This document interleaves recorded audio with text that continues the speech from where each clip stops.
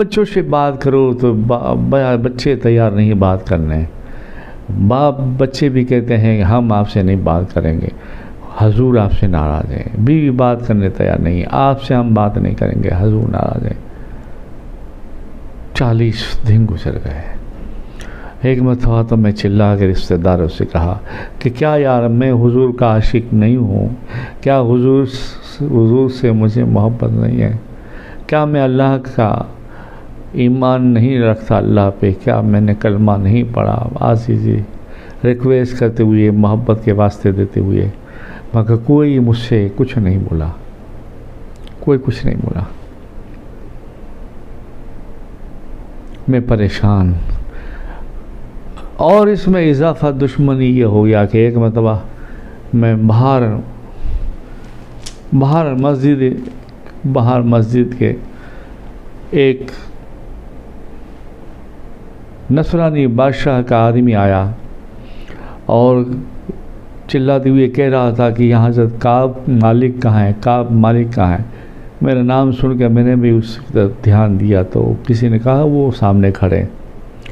वो मेरे पास आया।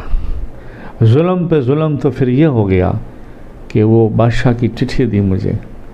तो बादशाह ने उस चिट्ठी में लिखा था कि हमने सुना है आपके आका मोहम्मद मुस्तफ़ा सल्लल्लाहु अलैहि वसल्लम नाराज़ हो गए हैं और आपको सजा दी है, कोई आपसे बात नहीं करता। तो हम आपको दावतनामा भेजते हैं कि आप हमारी तरफ हो जाओ, हम आपको इज़्ज़त देंगे, दौलत देंगे, महल देंगे, जो मांगोगे वो अता करेंगे। आपकी आका आपसे नाराज़ हैं तो आप छोड़ कर चले आओ। हज़रत काब इब्न मालिक फरमाते हैं कि ये ख़त पढ़कर तो जैसे मुझ पर बिजली सी गिरी और मेरे तन बदन में आग लग गई। मैंने वो ख़त को फाड़ा, तंदूर में डाला और कुछ न सोचते हुए बारगाह मुस्तफ़ा जाने रहमत सल्लल्लाहु ताला अलैहि वसल्लम की तरफ रुख किया। तो देखा सरकार मदीना सल्लल्लाहु अलैहि वसल्लम तशरीफ़ फरमाते, जाके बैठ गया, सर झुका लिया, रोने लगा और कहने लगा या रसूल अल्लाह, अब तो हद हो गई है, अब तो काफ़ी लोग भी मुझे ताना देते हैं और अपनी तरफ से इनामात देते हैं, ख्वाहिश जाहिर करते हैं, मुझे दावत देते हैं। या रसूल अल्लाह, अब मुझसे नहीं बर्दाश्त होता, मुझे माफ़ कर दें, मुझे माफ़ कर दें। सरकार मदीना सल्लल्लाहु अलैहि वसल्लम ने सिर्फ इतना इरशाद फरमाया, आपका फरमाने आलिशान हुआ, अल्लाह बेहतर करेगा, और कुछ ज़्यादा बात नहीं की। ये इश्क के रंग थे यार। इसी सिलसिले में, इसी कसमकस के दिनों में 50 दिन गुजर गए। 50 दिन हालत ये हुई कि आंखों से आंसू रवां रहते, सिसकियाँ रहती, चीखें निकलती। लोग हमें देखते, मुझे देखते, मगर कोई बोलने को तैयार नहीं था। एक मरतबा हमारे अफसोस के बैठा हुआ था आसमान की तरफ रुख करके, आँखों से इशारे करते हुए अल्लाह की तरफ, रोते हुए अर्ज़ कर रहा था कि या अल्लाह, ये मुझसे क्या खता हो गई, थोड़ी सी सुस्ती ने मुझे कहाँ फेंक दिया। मगर मेरे मौला, तू हज़रत काब के दिल को जानता है। मेरे दिल में और कोई बात नहीं थी, बस थोड़ी सी सुस्ती ने मुझे कहाँ से कहाँ फेंक दिया। तू भी नाराज़ हो गया, तेरे महबूब भी नाराज़ हो गए। अल्लाह मुझे माफ़ फरमा दे, तुझे तेरे महबूब की मोहब्बत का वास्ता, तुझे तेरे महबूब से जो तुझे प्यार है उस प्यार का वास्ता, अल्लाह मुझे माफ़ फरमा दे। बस आसमान की तरफ मेरा रुख था, दिल यार की तरफ था, खून और रूह जिस्म अंगार की तरह इश्क में झलता था, और वो जवाब आँख आंसुओं के कतरे से देती थी। आजीजी, रिक्वेस्ट, फरियादे, नाले, तड़प हो रही थी। इतने में सामने पहाड़ी से एक तड़कने की, एक फड़कने की एक ज़ोरदार आवाज़ आई, जैसे बिजली गिरती है। मैं हैरान हो गया। मैंने आँख खोली, देखा तो कोई घोड़े सवार नमूदार हुआ और पहाड़ी की चोटी से नीचे उतरते हुए मस्जिद नबी की तरफ रुख करके वो सवारी चलने लगी।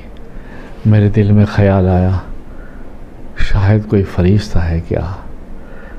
नूरानी चेहरा, नूरानी लिबास, घोड़े सवार, किसी को कहे बगैर, किसी से बात किए बगैर पहाड़ी से नीचे उतर कर सीधी मस्जिद नबी तरफ जा रहे हैं।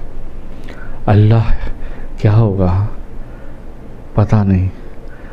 वो मस्जिद नबी की तरफ रुख किया, घोड़े सवारी से नीचे उतरे, बाद आप मस्जिद नबी में दाखिल हुए। फिर इसके बाद मुझे ख्याल नहीं क्या बात हुई, मगर शाम होते होते मालूम हुआ मुझे कि अल्लाह की तरफ से हमारे लिए अल्लाह ने आयत नाजिल की है और अल्लाह ने हम तीनों की तौबा को कबूल किया है। मैंने सुना फिर सुबह हज़रत उम्मे सलमा रज़ी अल्लाह ताला अन्हा ने कहा, या रसूल अल्लाह सल्लल्लाहु अलैहि वसल्लम, अगर आप कहें तो मैं अभी जाके खुशी की खबर सुना दूँ। तो सरकार पाक सल्लल्लाहु अलैहि वसल्लम ने उन्हें रोका और कहा, नहीं, अभी आप ठहरे, रात हो गई है, अब सुबह ही जाना, आज की रात और एक सही। सुबह होते ही अज़ान की आवाज़ के साथ लोगों में ये खुशी की लहर दौड़ उठी, एक दूसरे बातें करने लगे। हज़रत काफ इब्न मालिक की तौबा कबूल हो गई, मुगीरा और रबिया की भी तौबा कबूल हो गई। अल्लाह उससे खुश हो गया। अल्लाह के रसूल सल्लल्लाहु ताला अलैहि वसल्लम उससे राज़ी हो गए। ज़ोहर के करीब एक आदमी आया, बेताब था मैं, मुझे कब बुलावा आए।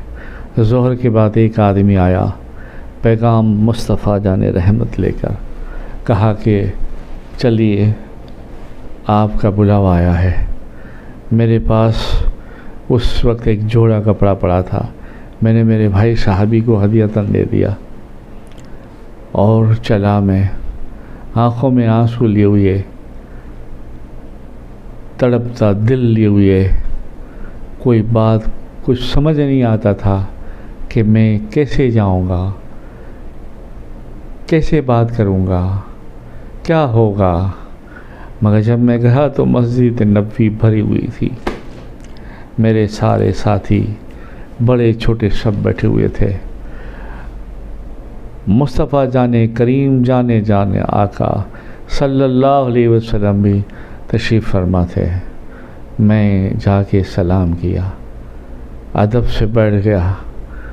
हुजूर ने मुस्कुरा के कहा हज़रत काब से, काब इब्न मालिक, मुबारक हो, अल्लाह ने तुम्हारी तौबा कबूल फरमाए। सूरे तौबा की आयत नंबर 119 में हज़रत काब की तौबा का जिक्र दिया गया है। तो इश्क़ रसूल में, इश्क़ अल्लाह में कोई ख़ता हो ही जाती है तो अल्लाह उसे माफ़ कर देता है, किसी न किसी ज़रिए से, किसी न किसी की वजह से। बस बंदे को चाहिए हमेशा तौबा करता रहे, हमेशा तौबा करता रहे। अल्लाह को तौबा बहुत पसंद है।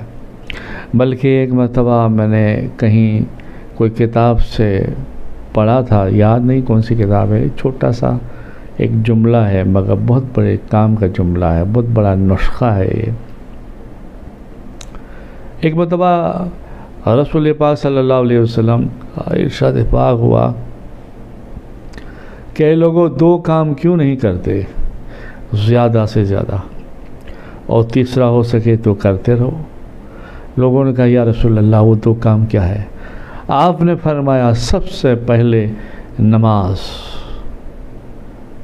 नमाज, और दूसरा हर वक्त तौबा और उसकी याद में रोना। नमाज, हर वक्त तौबा, उसकी याद में रोना। अगर आप ये दो काम करोगे, हुजूर ने मुस्कुरा के कहा, अल्लाह हिसाब लेगा ही नहीं। सुभान अल्लाह, अल्लाह हिसाब लेगा ही नहीं। फिर एक साहबी बोले, करीब करीब हज़रत तलहा रज़ी अल्लाह ताला अन्हु थे, कहा या रसूल अल्लाह तीसरा?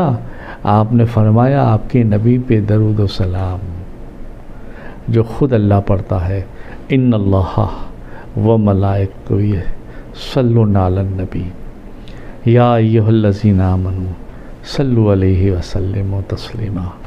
अल्लाहुम्मा सल्लि अला मुहम्मद व अला आलि मुहम्मद दाइमन अबदा कसीरन कसीरा या रब्बल आलमीन। और वो दरूद भी फिर हमें वापस मिल जाएगा यार, वो दरूद भी हमें सरकार अता फरमा देंगे, दरूद की बरकत अता फरमा देंगे।